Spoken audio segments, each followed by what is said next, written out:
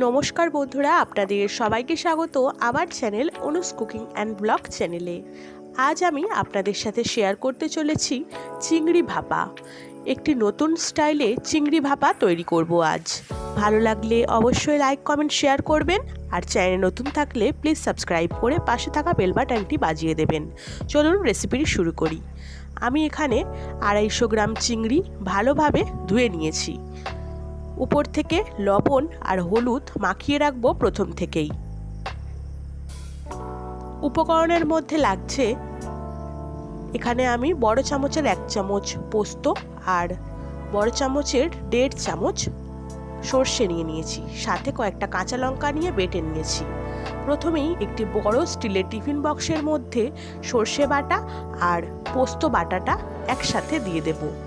সঙ্গে দিয়ে দেব পরিমাণ মতো লবণ, হলুদ গুঁড়ো, লঙ্কার গুঁড়ো, পরিমাণ মতো সর্ষের তেল ব্যবহার করছি, আর উপর থেকে অল্প একটু চিনি। আপনারা যদি ব্যবহার করতে না চান নাও দিতে পারেন।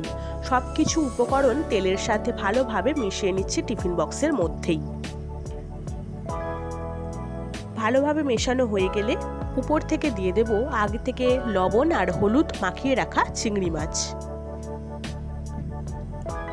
উপর থেকে চিংড়ি মাছ দিয়ে ভালোভাবে মিশিয়ে নিচ্ছি, সমস্ত উপকরণ যাতে চিংড়ি মাছের সাথে ভালোভাবে মিশে যায়।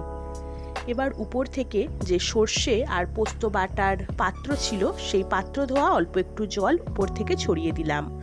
সাথে দিয়ে দিলাম 2 কাঁচা লঙ্কা ফ্লেভারের জন্য, আর সামান্য একটু সর্ষের তেল।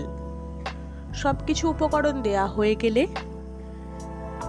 ঢাকনার সাহায্যে টিফিন বক্সটা আটকে দেব। আর অন্যদিকে ফ্রাইং প্যানের মধ্যে জল গরম হয়ে গেলেই উপর থেকে আস্তে করে টিফিন বক্সটা বসিয়ে দেব। ঢাকনা দিয়ে প্রায় 15 থেকে 20 মিনিট একভাবে স্টিম করে নিলেই তৈরি হয়ে যাবে আমাদের চিংড়ি ভাপা। তো বন্ধুরা, একদম সহজ পদ্ধতিতে তৈরি করে দেখালাম আপনাদের চিংড়ি ভাপা রেসিপি। ভালো লাগলে অবশ্যই নিজেদের বাড়িতে ট্রাই করবেন, আর আমাকে কমেন্টে জানাতে ভুলবেন না। আজ এই পর্যন্তই। পরবর্তী ভিডিওতে আরও নতুন নতুন রেসিপি আপনাদের জন্য অপেক্ষায় থাকবে। ধন্যবাদ সবাইকে।